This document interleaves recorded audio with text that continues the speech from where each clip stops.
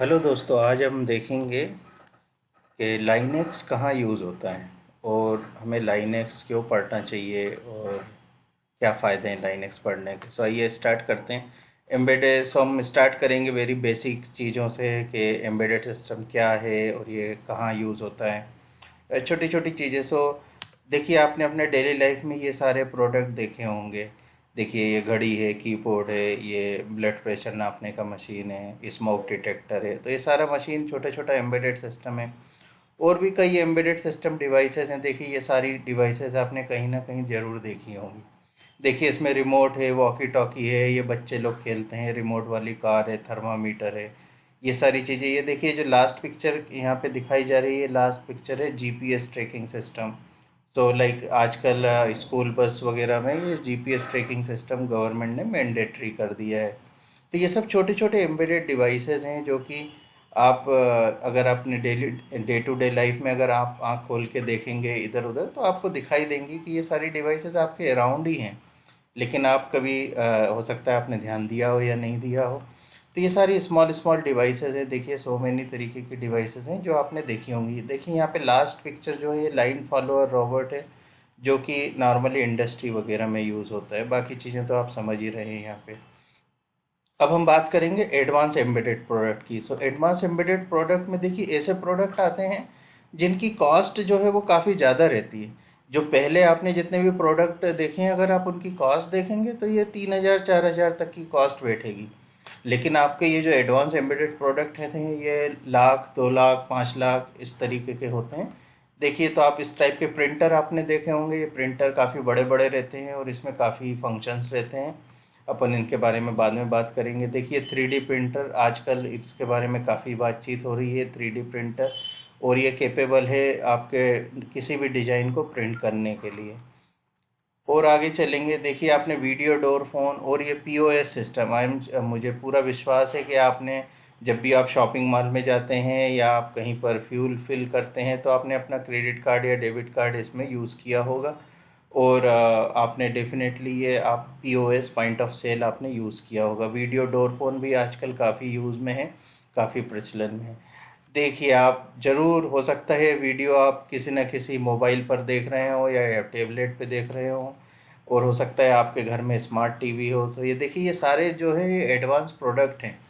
ये advance product हैं और इनकी कॉस्ट जो है वो काफ़ी ज़्यादा रहती है। और भी चीज़ें, और भी एडवांस प्रोडक्ट देखिए दिखाए दिखाए गए हैं यहाँ पे। ये डीवीआर है जो आजकल जैसे टाटा स्काई, एयरटेल और ये सब जो डायरेक्ट डीटीएच सिस्टम होते हैं जो कि डायरेक्टली डिलीवर करते हैं, तो ये सेटअप बॉक्स का यूज़ करते हैं वो। और मुझे पूरा विश्वास है आपके घर में भी एक आध सेटअप बॉक्स ज़रूर होगा। और देखिए, ये डीवीआर है, इसमें क्या करते हैं हम, कैमरे जो रहते हैं, कैमरे को रिकॉर्ड करके हार्ड डिस्क में सेव कर देता है। तो इस ये सारे एडवांस प्रोडक्ट हैं और इनकी डिमांड काफ़ी रहती है और ये कॉस्टली, नॉर्मली ये कॉस्टली आते हैं और इन्हें काफ़ी हाई फाई फंक्शन करने पड़ते हैं। तो देखिए, आप ये एक असीमो है, और अगर आप इसको देखें तो ये देखिए, मेरे पास एक छोटा सा वीडियो है, मैं इसको चला देता हूँ।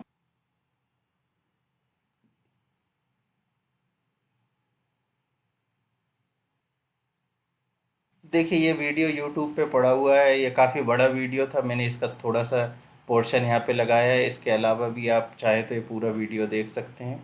ये देखिए, एक और रोबोट है, ये भी ह्यूमॉइड रोबोट है। आप देखिए, इसकी क्या फंक्शनैलिटी है, मैं चला देता हूँ।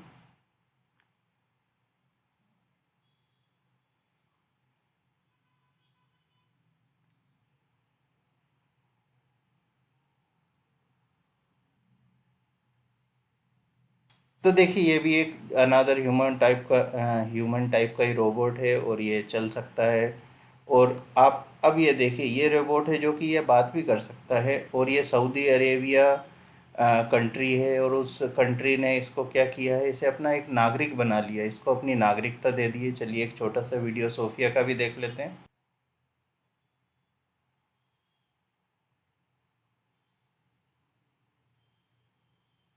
तो देखिए, ये सोफिया का वीडियो है। आप हो सकता है आप इसकी आवाज़ नहीं सुन पाए हों, लेकिन ये यूट्यूब पे है। आप जाइए वहाँ पे और सोफिया सर्च करिए। ये सऊदी अरेबिया की नागरिक है और ये आपसे बातें भी कर सकती है।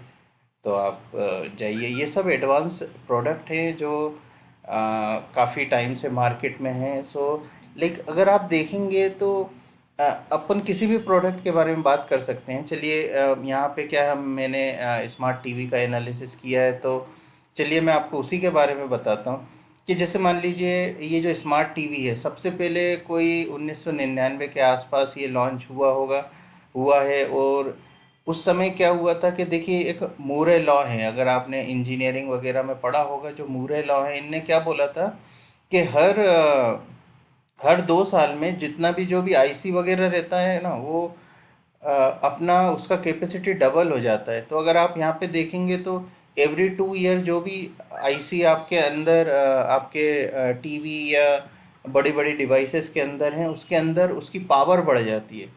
तो जैसे ही अगर उस डिवाइस की पावर बढ़ेगी तो आपकी जो डिवाइस हैं, जैसे मान लीजिए जो भी पहले अपन ने डिवाइस देखे हैं, जैसे प्रिंटर हो गया, टीवी हो गया, तो उन सब में आपको ना नए नए प्रोडक्ट लाने पड़ेंगे और नए फीचर लाने पड़ेंगे।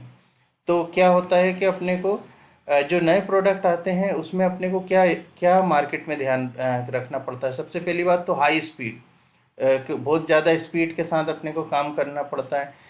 और दूसरी बात क्या, टाइम टू मार्केट क्या होता है कि जैसे मान लीजिए कोई नया चिप आया या कोई नया टेक्नोलॉजी आया, तो आपको जल्दी से जल्दी प्रोडक्ट बना के मार्केट के अंदर जाना पड़ता है। अगर आप लेट करते हैं तो कोई दूसरा आ जाता है। तो इसी तरीके से और भी चीज़ें हैं, जैसे री इन्वेंटिंग वेल, मतलब मान लीजिए कि कोई कोई फीचर वो ऑलरेडी डेवलप्ड है, और अगर आप मान लीजिए उस फीचर को आप अगर दोबारा बनाने जाएंगे तो आपको हो सकता है 1 साल लग जाए। जैसे मान लीजिए इंटरनेट, ईथरनेट कनेक्शन या वाईफाई कनेक्शन या ब्लूटूथ कनेक्शन, ये सारे एडवांस फीचर हैं। और भी खूब सारे हैं, जैसे मान लीजिए यूएसबी हो गया, और मान लीजिए कोई प्रिंटर मैकेनिज्म होगी, कोई भी ये सारी जो मैकेनिज्म है, मान लीजिए अगर आप दोबारा से 1 to 1 लिखने जाएंगे तो आपको बहुत ज़्यादा टाइम लगेगा। तो उसकी बजाय क्या रहता है कि आपको यहाँ पे रेडीमेड सोर्स कोड मिल जाता है, वो आप यूज़ कर सकते हैं। तो कोई भी जो मेजर प्रोडक्ट रहता है उसमें हमें ये सारी चीज़ें ध्यान रखनी पड़ती हैं। तो देखिए इतनी सारी फंक्शनैलिटी है कि हम अगर छोटे छोटे माइक्रो कंट्रोलर वगैरह से करने जाएंगे तो ये हो नहीं पाता है। तो इसके लिए हमें ना माइक्रो ऑपरेटिंग सिस्टम यूज़ करना पड़ता है। तो कौन से मार्केट ऑपरेटिंग सिस्टम मार्केट में है, तो जैसे मान लीजिए विंडोज़ हैं, या लाइनेक्स है, या VxWorks, Q N X, या फिर मेक ओएस, एंड्रॉयड, ये सारे क्या ऑपरेटिंग सिस्टम है जो कि अलग अलग डिवाइसेस में काम करते हैं।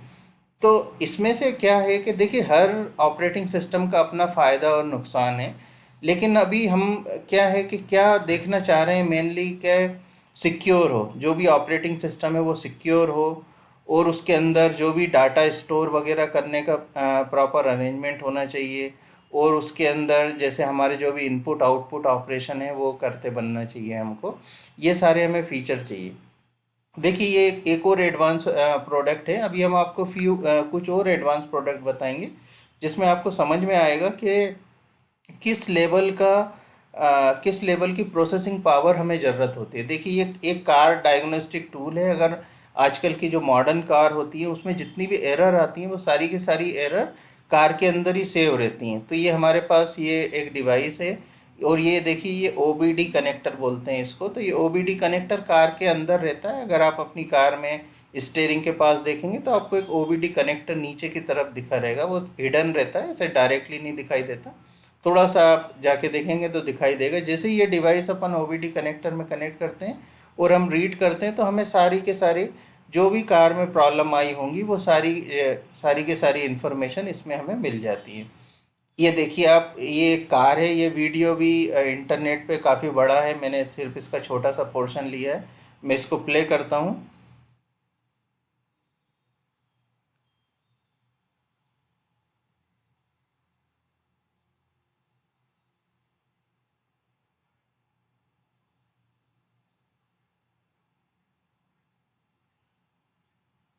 तो हो सकता है इसमें आप आवाज़ नहीं सुन पाए हो, लेकिन आप देखिए कि इस कार के अंदर से ये जो निकाला गई डिवाइस है इसको ईसीयू बोला जाता है।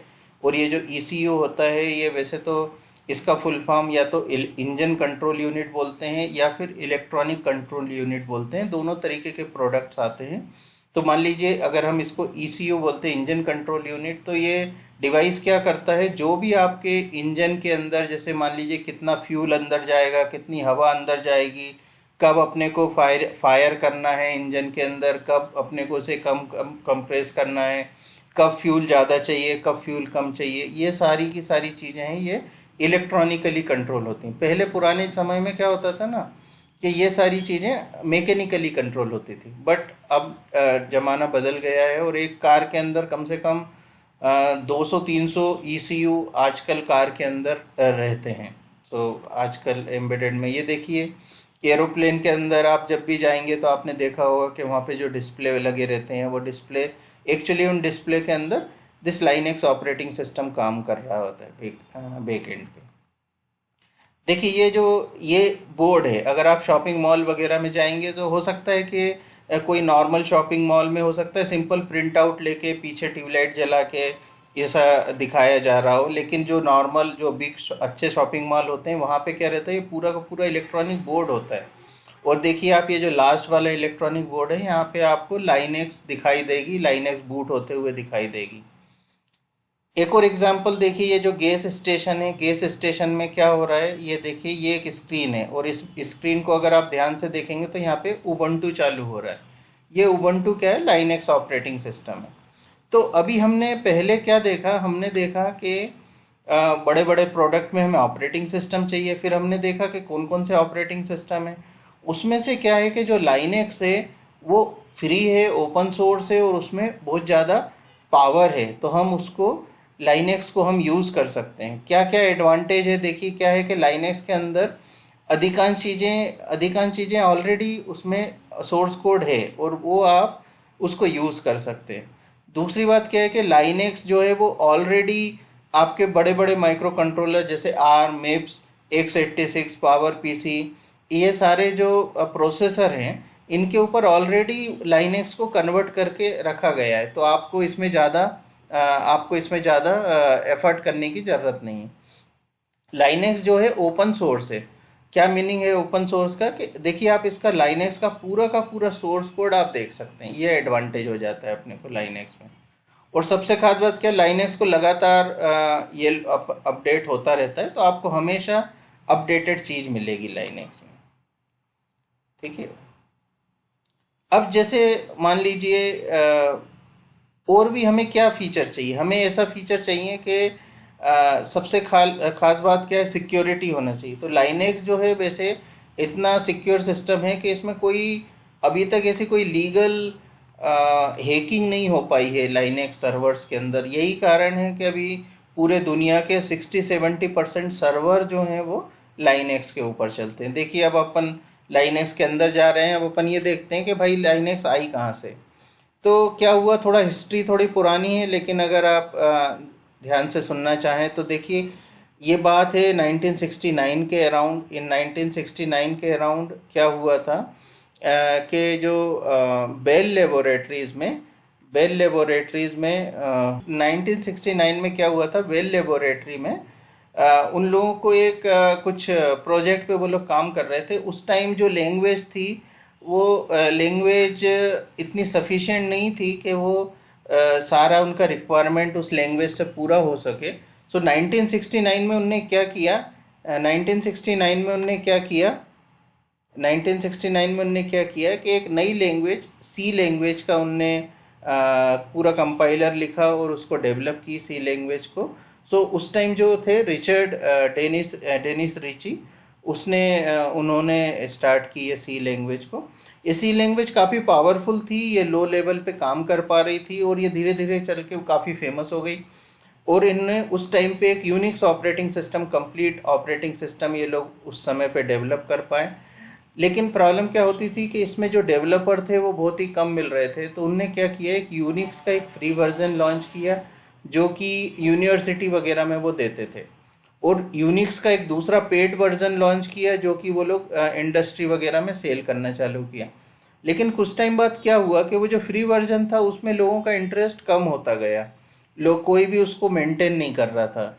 फिर क्या हुआ कि ये जो रिचर्ड स्टालमैन नाम के एक आदमी हैं, इन्होंने क्या किया, इनका ऐसा मानना है कि जो भी सोर्स कोड है वो फ्रीली सभी के लिए अवेलेबल होना चाहिए। तो इन्होंने क्या सिंगल हैंडेडली, ये अकेले थे जब इन्होंने चालू किया था, अभी तो ये काफ़ी बड़ी ऑर्गेनाइजेशन हो गई है। तो इनने उस टाइम पे क्या किया कि इन्होंने उस टाइम पे जो भी जो यूनिक्स कोड जो कि यूनिवर्सिटी के लिए था, उस समय मिमिक्स भी बोलते थे उसको।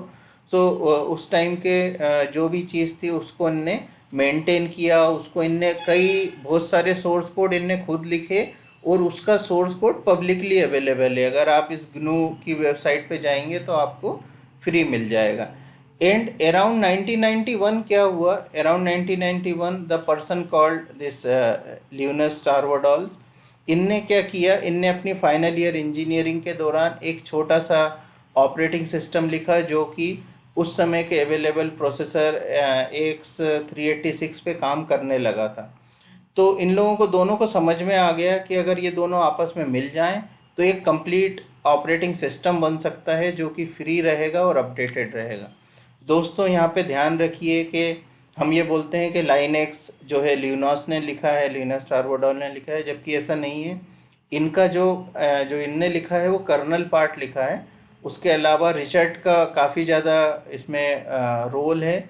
और इन्होंने कई यूटिलिटी जैसे एलएस, DIR और MKDIR और GCC, ये सारी चीज़ें, ये सारी जो हैं वो GNU यूटिलिटी हैं जो कि रिचर्ड के द्वारा लिखी गई हैं या रिचर्ड की टीम के द्वारा लिखी गई हैं। तो क्या हुआ, शुरू में ये काफ़ी एक कॉम्प्लिकेटेड प्रोसेस हुआ करती थी, वेयर जहाँ पे हमको सारी GNU की चीज़ लेके और कर्नल लेके कंपाइल करने का। लेकिन अभी देखिए इन जो भी, अगर आप चाहें तो आपके पास भी सारी चीज़ें ओपनली अवेलेबल हैं। अगर आप चाहें तो सारे के सारे सोर्स कोड लेके और उन्हें कंपाइल करके आप अपने नाम से एक डिस्ट्रीब्यूशन बना सकते हैं।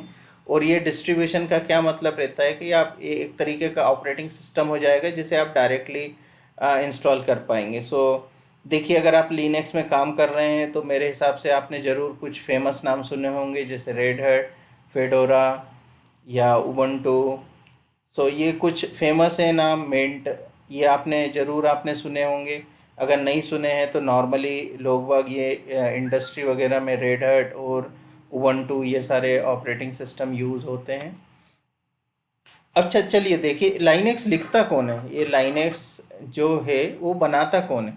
तो क्या है कि ये ओपन सोर्स कम्युनिटी है, और ओपन सोर्स कम्युनिटी मतलब अगर आप चाहें तो आप भी कंट्रीब्यूट करना चालू कर सकते हैं। तो एक तो आपके जैसे और हमारे जैसे डेवलपर हैं जो कि कंट्रीब्यूट करते हैं।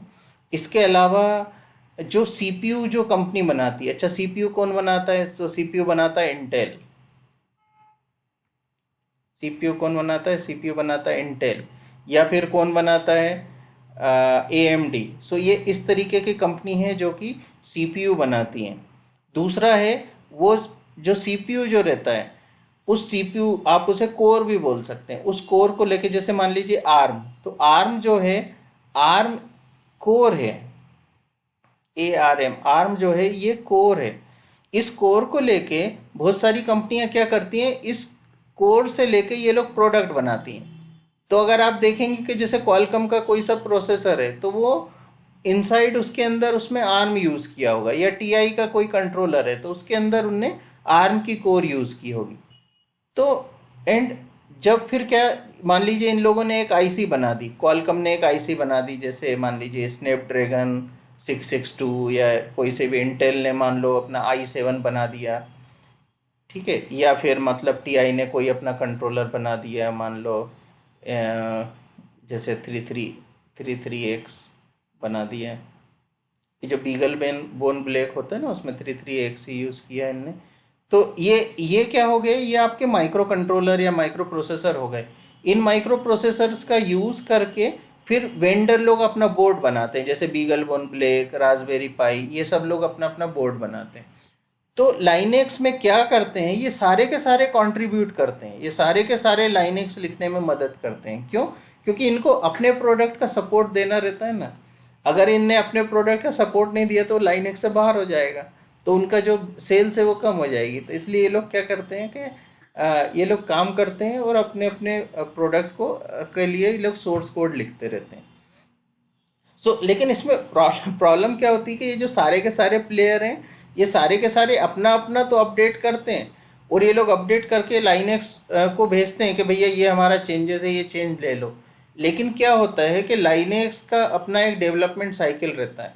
तो ऐसा देखा गया है पास्ट में कि कई चेंजेस जो रहते हैं ना, वो लाइनेक्स में आ नहीं पाते हैं। उसके कारण क्या होता है कि मान लीजिए ये बोर्ड वेंडर ने तो अपडेट कर दिया है, लेकिन ये हो सकता है लाइनेक्स का पार्ट नहीं बने।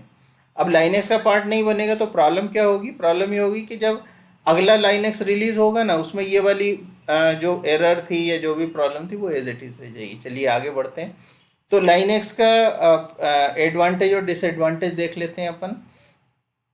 देखिए, लाइनेक्स एक तो फ्री है, और आपको बहुत सारे हार्डवेयर में ऑलरेडी ये पोर्टेड मिल जाएगी। पोर्टेड मिल जाएगी मतलब ये बहुत सारे हार्डवेयर में ऑलरेडी काम कर रही है।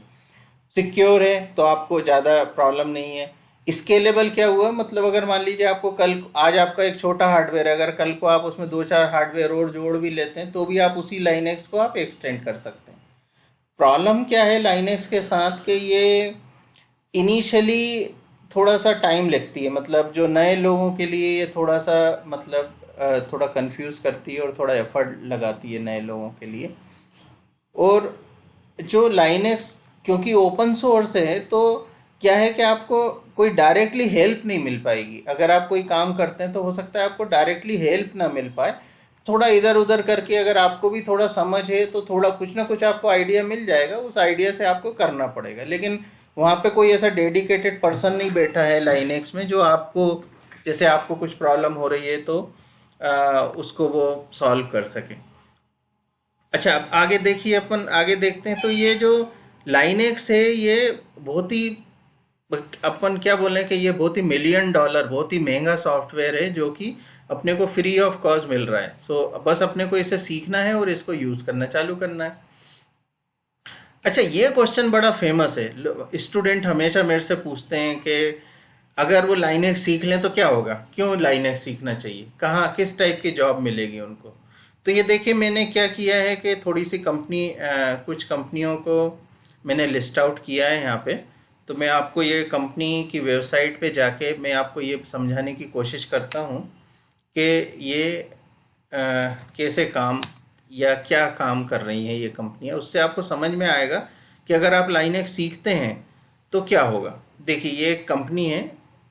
अब अगर मान लीजिए इसके मैं प्रोडक्ट में जाता हूँ तो देखिए इनके कुछ प्रोडक्ट हैं। अब ये आउटडोर 4G LTE राउटर है। चलिए इस पर क्लिक करते हैं, देखते हैं क्या होता है।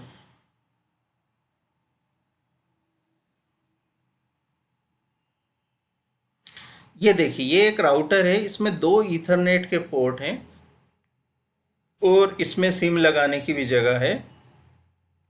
देखिए ये क्या क्या फीचर हैं इसके। ये देखिए, इसमें वाईफाई का सपोर्ट है, इसमें 4G का सपोर्ट है, और इसके अलावा इसमें और भी सिक्योरिटी फीचर हैं। ये प्रोडक्ट बिना बिना ऑपरेटिंग सिस्टम के नहीं बन सकता। ये प्रोडक्ट अगर आप कोई भी आदमी अगर खुद से बनाना जाएगा तो ये प्रोडक्ट में काफ़ी टाइम लगेगा और कॉस्ट भी काफ़ी हाई हो जाएगी, क्योंकि डेवलपमेंट कॉस्ट काफ़ी हो जाएगी। उसके उल्टा अगर हम लाइनेक्स या कोई और ऑपरेटिंग सिस्टम यूज़ करेंगे तो ये फास्टर हो जाएगा। मुझे ये नहीं पता कि इनने कौन सा ऑपरेटिंग सिस्टम यूज़ किया है, लेकिन इस टाइप के प्रोडक्ट के लिए इनको कोई ना कोई ऑपरेटिंग सिस्टम यूज़ करना पड़ेगा, और वो मोस्ट प्रोबेबली 99% केसेस में लाइनेक्स रहता है, लाइनेक्स ऑपरेटिंग सिस्टम रहता है। ये देखिए, ये क्या है, एक आपका राउटर है जो कि आपको एक ईथरनेट मिलेगा। वो आपको ईथरनेट या तो वाईफाई पे भी देना है या अलग अलग पोर्ट्स पे भी देना है। तो निश्चित रूप से इसके अंदर लाइनेक्स ऑपरेटिंग सिस्टम 99% यूज़ हो रहा है। बाकी वैसे तो ये कंपनी कॉन्फिडेंशियल रहता है कि कौन सा ऑपरेटिंग सिस्टम यूज़ करना है। चलिए ये देखिए, एक अनादर कंपनी है, इसकी वेबसाइट पे जाते हैं। ये मैं आपको क्यों दिखा रहा हूँ, ये मैं इसलिए आपको दिखाना चाह रहा हूँ कि जब आप लाइनेक्स पढ़ेंगे तो आपको किस तरह की कंपनियों में आपको जॉब करने का मौका मिल सकता है। ये देखिए, अब ये कंपनी की वेबसाइट है, हमें अपने को इसके बारे में कुछ नहीं पता। अब जैसे मान लीजिए मैं यहाँ जाता हूँ, यूएसबी मीडिया रिकॉर्डिंग, ठीक है, और भी मैं दो तीन पेज खोल लेता हूँ एक साथ। मान लीजिए स्मार्ट मीडिया रिकॉर्डिंग ये खोल लेते हैं मान लीजिए, और ये कुछ फाइबर ट्रांसपोर्ट, ये तीन लिंक खोल लिए अपन ने, और भी खोल सकते हैं। अब इसके अंदर इनका है एक एटम बॉक्स है, एक एटम यूएसबी है। मान लीजिए एटम यूएसबी खोलते हैं,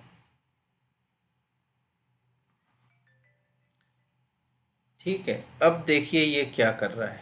अब अगर अपन इसको ध्यान से पढ़ें तो atom series comprehensive range of H D video, H D digital video recorder, integrated USB interface for external storage. तो देखिए ये क्या कर रहा है, ये एच डी वीडियो रिकॉर्ड करेगा और ये यूएसबी में सेव कर देगा। ये काम है इसका। निश्चित रूप से ये काम सिर्फ ऑपरेटिंग सिस्टम के द्वारा हो सकता है। 99% चांस है कि इनने इसके अंदर लाइनेक्स ऑपरेटिंग सिस्टम यूज़ किया हो, ऐसा पूरी उम्मीद है। उसके अलावा भी अगर आप चाहें तो पूरा फीचर पढ़ सकते हैं, उसके क्या फीचर हैं, क्या एडवांटेज हैं, डिसएडवांटेज। सेम देखिए यहाँ पे भी इनके काफ़ी प्रोडक्ट हैं, ये कम्युनिकेशन में काम किया हुआ है।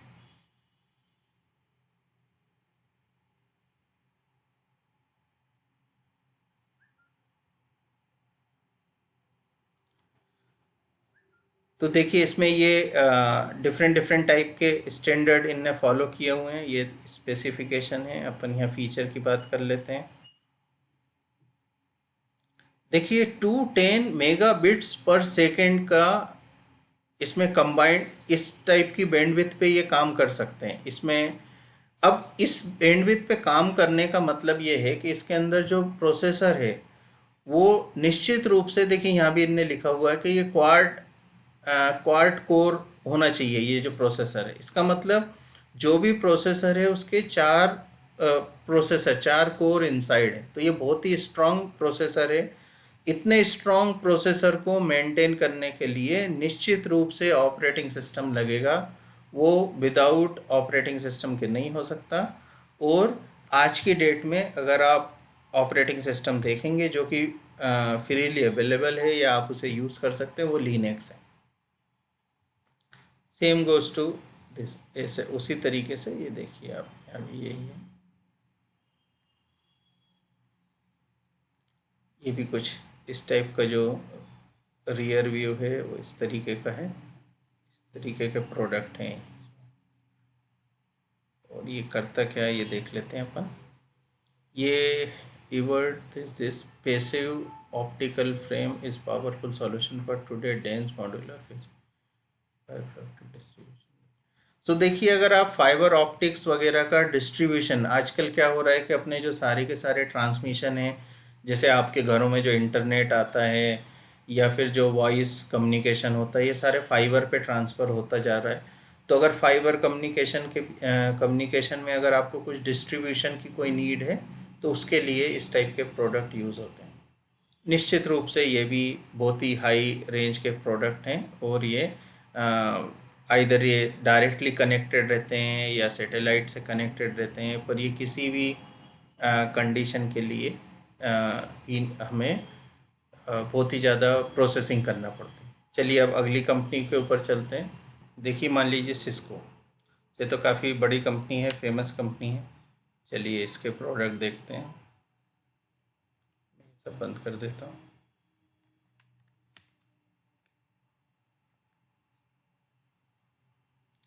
ये इसमें कुछ भी कॉन्फिडेंशियल नहीं है, ये सारी चीज़ें जो हैं ये फ्रीली अवेलेबल है। ओनली हमें उस चीज़ को ध्यान से देख के समझना है कि वो क्या हो रहा है वहाँ पे। तो इसमें ऐसा कुछ नहीं है कि हम किसी कॉन्फिडेंशियल चीज़ के बारे में बात कर रहे हैं। ये सारी चीज़ें ओपनली अवेलेबल हैं, ओनली आपको समझ में आना चाहिए कि ये हो क्या रहा है। कोई से भी प्रोडक्ट खोल सकते हैं आप, ऐसा कुछ नहीं है कि आपको यही खोलना है। आप कहीं भी जाइए और जो भी आपको प्रोडक्ट लगता है वो आप खोलिए। देखिए डाटा सेंटर है, ये कुछ स्विचेस हैं, देखते हैं अपन ये क्या है। हाँ देखिए अब ये जो सिस्को है ये मेनली कम्युनिकेशन प्रोडक्ट में ही है।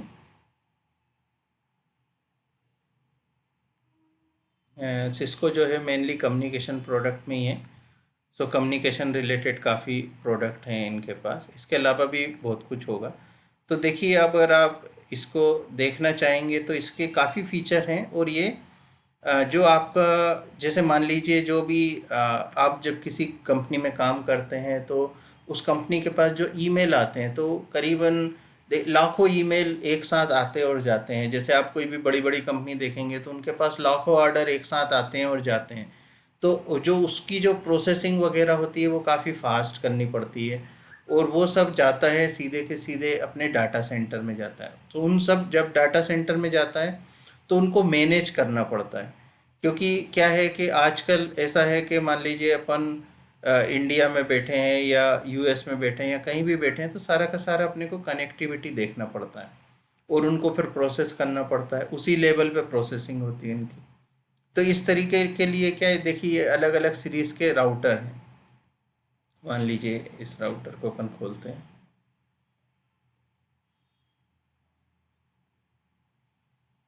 ये देखिए इस टाइप के प्रोडक्ट हैं। अगर आप इस प्रोडक्ट को ध्यान से देखेंगे तो इसमें देखिए कितने सारे ईथरनेट पोर्ट हैं। उसके अलावा ईथरनेट पोर्ट के अलावा ये कुछ ऑडियो इनपुट या कुछ वीडियो इनपुट भी लग रहा है। इसके अलावा यूएसबी का भी सपोर्ट है। तो अगर आप देखेंगे तो ये सारी चीज़ें जो हैं ये करने के लिए निश्चित रूप से ऑपरेटिंग सिस्टम लगेगा। वो ऑपरेटिंग सिस्टम या तो खुद ही बनाया हो बिल्कुल 1 to 1 फ्रॉम स्क्रैच, तो इस टाइप के बनाए हुए ऑपरेटिंग सिस्टम सो कम ही रहेंगे। और अगर मान लीजिए अगर नहीं बनाया तो फिर अपने को open architecture open operating system देखने पड़ेंगे जो कि अवेलेबल हैं जो अपन परचेज कर सकते हैं। तो परचेज करने के लिए बहुत सारे ऑपरेटिंग सिस्टम हैं जो कि कंपनी मतलब सिस्को जैसी कंपनी आराम से बाहर से परचेज कर सकती हैं। अदरवाइज अगर परचेज करेंगे तो देखिए उसका इम्पेक्ट पड़ेगा प्रोडक्ट की कॉस्ट पे, प्रोडक्ट की कॉस्ट बढ़ेगी। तो दूसरा अल्टरनेटिव एक मेथड है कि जो लिनक्स है उसमें ऑलरेडी इन सारी चीज़ों का सपोर्ट है, लेकिन वो उसको यूज़ कर सकते हैं और उसका यूटिलाइजेशन कर सकते हैं। और भी देखिए काफ़ी प्रोडक्ट हैं जैसे 5G नेटवर्क। तो आजकल 5G नेटवर्क पे काफ़ी बात हो रही है, काफ़ी लोग 5G नेटवर्क के ऊपर काम कर रहे हैं। लेकिन 5G नेटवर्क मतलब एक तो ये हो गया कि आपका मोबाइल, भैया मोबाइल मेरा 5G पे चल रहा है, वो सही हो गया। लेकिन वो मोबाइल को 5G पे चलाने के लिए हमें बैक एंड में काफ़ी मशीन लगानी पड़ती हैं। वो सारी की सारी मशीन जो है वो किसी ना किसी को तो बनानी पड़ेगी ना। तो ये सिस्को वगैरह उस टाइप की कंपनी है। और भी कई कंपनियां हैं जो 5G पे काम कर रही हैं आजकल। तो ये सिस्को भी उनमें से वन ऑफ द कंपनी। ये देखिए उनने खुद ही लिखा हुआ है 5G नेटवर्क आर्किटेक्चर पे काम कर रहे हैं। ये क्या बोल रहे हैं, break free proprietary limitation realize to potential of 5G with Cisco open. तो सिस्को ओपन ऐसा लगता है कि हो सकता है कोई ऑपरेटिंग सिस्टम या कोई आर्किटेक्चर हो जो आर्किटेक्चर 5G अगर एडॉप्ट करती है तो उससे उसको काफ़ी ब्रेक फ्री लिमिटेशन जो है वो सारी ख़त्म हो सकती हैं और ये ज़्यादा यूज़ हो सकता है। अब ये क्लाउड मेल बॉक्स, तो देखिए ये तो खैर पूरा प्रोडक्ट सॉफ्टवेयर साइड से हो गया। एंड क्लाउड जो है वो ऑलरेडी जो है वो किसी न किसी ऑपरेटिंग सिस्टम पे चल रहा रहता है और फिर वो क्लाउड के थ्रू मेंटेन करते हैं। हो सकता है वो भी लिनक्स सर्वर हो, लेकिन ये सॉफ्टवेयर प्रोडक्ट हो गया, ये भी हो गया। तो आप इससे आपको थोड़ा बहुत ये समझ में आएगा कि एक्चुअली में हो क्या रहा है, एक्चुअली में किस तरीके के प्रोडक्ट आप लाइनेक्स का यूज़ करके बना सकते हैं। ये देखिए एक और कंपनी है, ये भी काफ़ी फेमस कंपनी, काफ़ी बड़ी कंपनी है। एंड ये सारी कंपनियां अक्रॉस द ग्लोब काम करती हैं।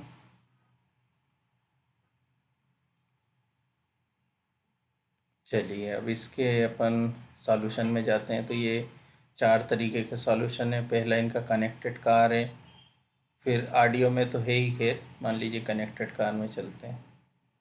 ये देखिए इस टाइप का डैशबोर्ड आपका कार के अंदर लगाया हुआ है। जहाँ दोस्तों आप ये मान के चलिए जहाँ पर भी आपको कलर डिस्प्ले इस तरीके से मिल रहा है, जिसमें बहुत ज़्यादा ग्राफिक्स वगैरह यूज़ की हुई है, तो आप ये मान के चलिए निश्चित रूप से उसके अंदर 99% लाइनेक्स ऑपरेटिंग सिस्टम काम कर रहा है, 99%। उसके अलावा अगर वो काम नहीं कर रहा है तो हो सकता है कि इनका खुद का प्रोप्राइटरी ऑपरेटिंग सिस्टम इनने डेवलप किया हो जो कि काम कर रहा हो, या फिर मान लीजिए किसी से वेंडर से परचेज कर लिया हो और वो ऑपरेटिंग सिस्टम काम कर रहा हो। तो इस टाइप की पॉसिबिलिटी है कि या तो कोई और वेंडर से लेके परचेस करके चल रहा हो, या फिर इनने खुद का डेवलप कर लिया, तो ये पॉसिबिलिटी है।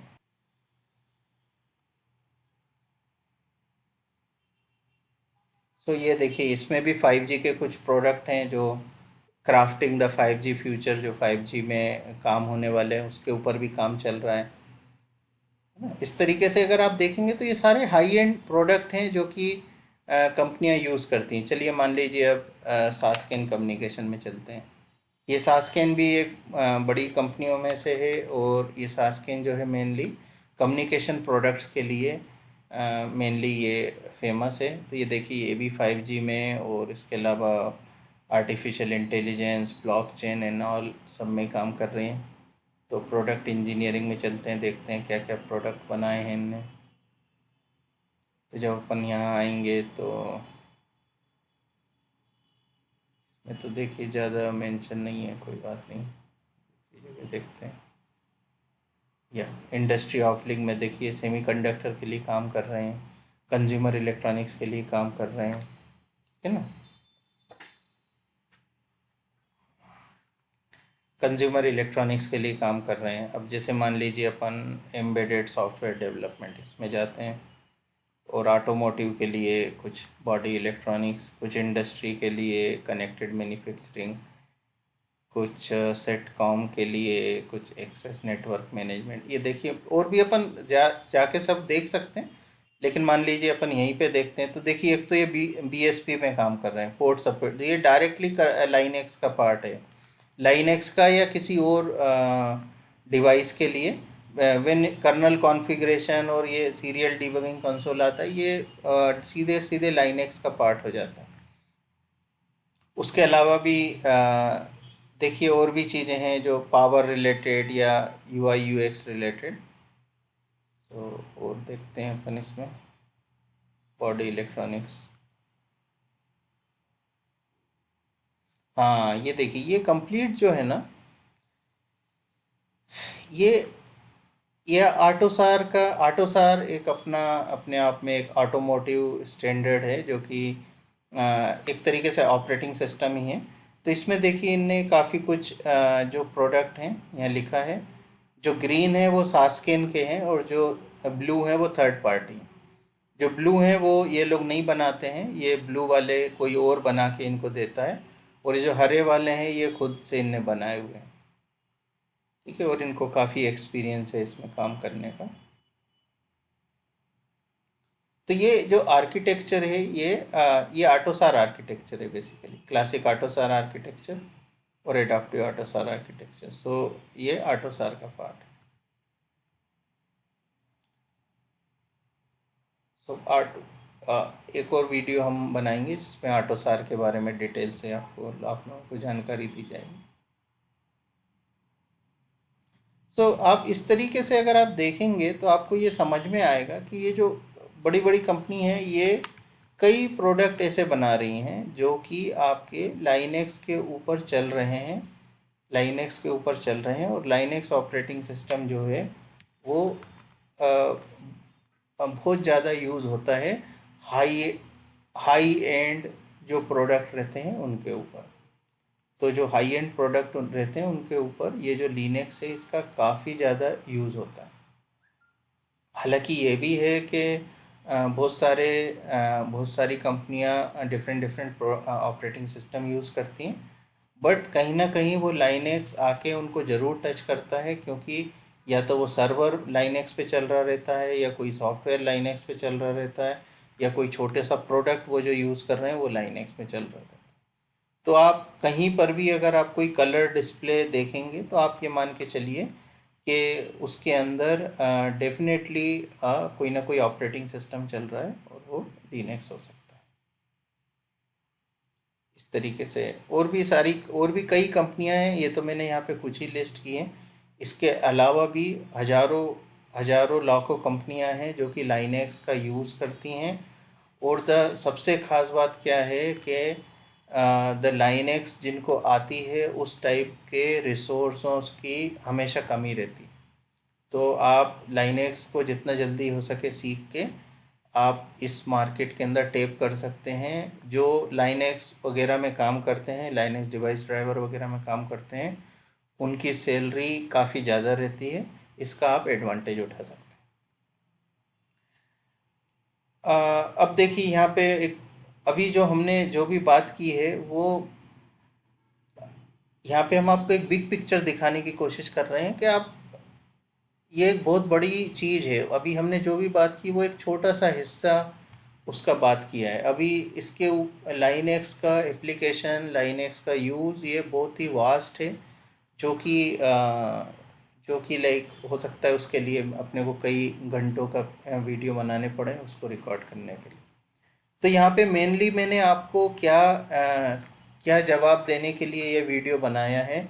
मैंने आपको ये बताने के लिए वीडियो बनाया है कि छोटे प्रोडक्ट हैं हमारे पास जो कि कम सस्ते बिकते हैं, जिनकी कीमत कम होती है, और बड़े प्रोडक्ट हैं। बड़े प्रोडक्ट जो हैं वो काफ़ी महंगे बिकते हैं, लेकिन उनके अंदर हमें ना ऑपरेटिंग सिस्टम चाहिए, और 99% आज की डेट में वो ऑपरेटिंग सिस्टम है Linux.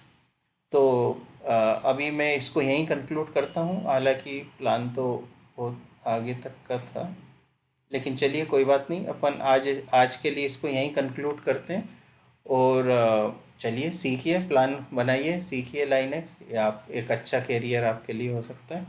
Have a nice day. Okay, नमस्कार।